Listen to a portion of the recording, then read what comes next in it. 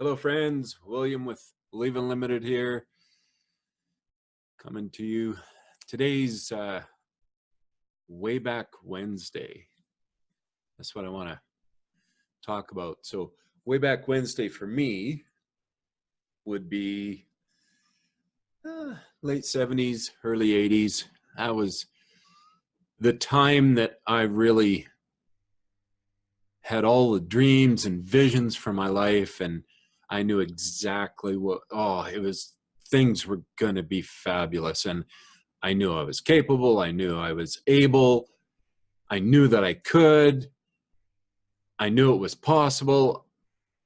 And everything was wide open.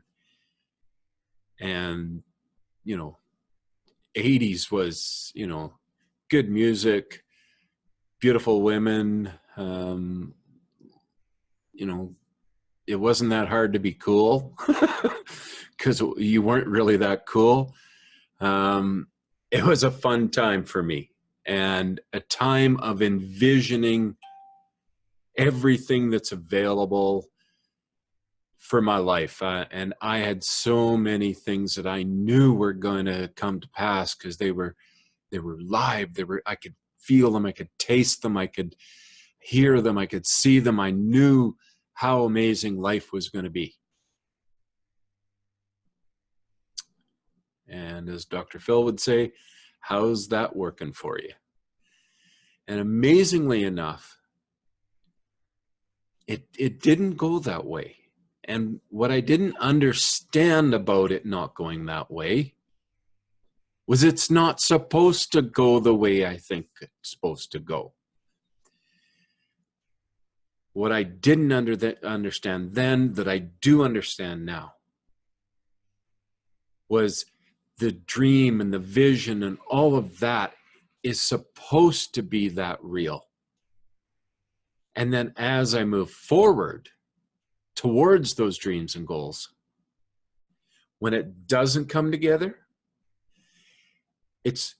and when it does come together, those are both creation points, because then I can identify more of what I do want, more of what I want. I can see things maybe clearer, or maybe it throws a lot of questions and I don't understand what to do next.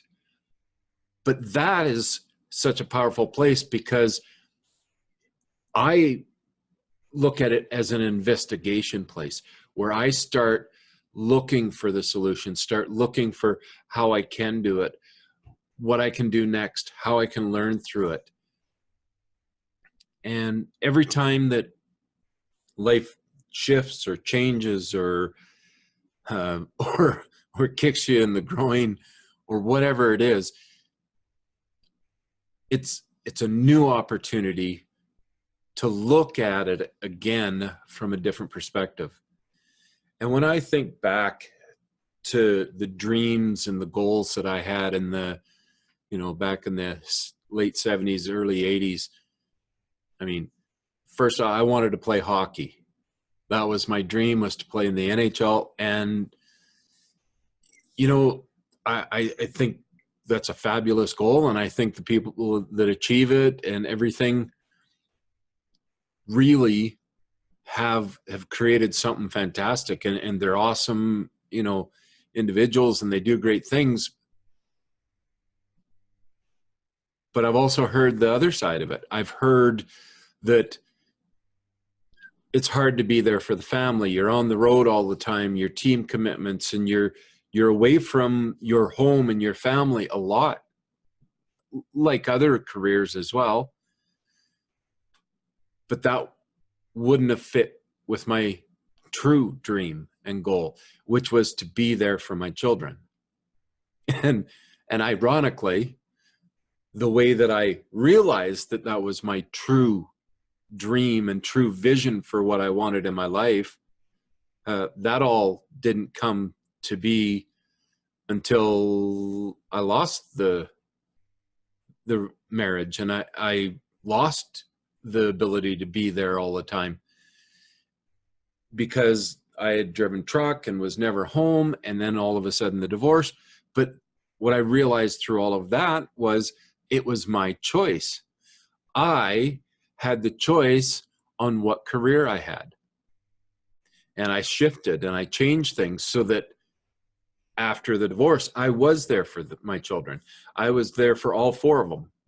And I started living my passion and living my dream, but it wouldn't have happened without the shift, because I would have continued doing what I was doing because it was kind of working. The bills were paid and everything was taken care of. So it was working, but it wasn't working for me. And I got freed to be able to really live my dream, which was to be connected to my children.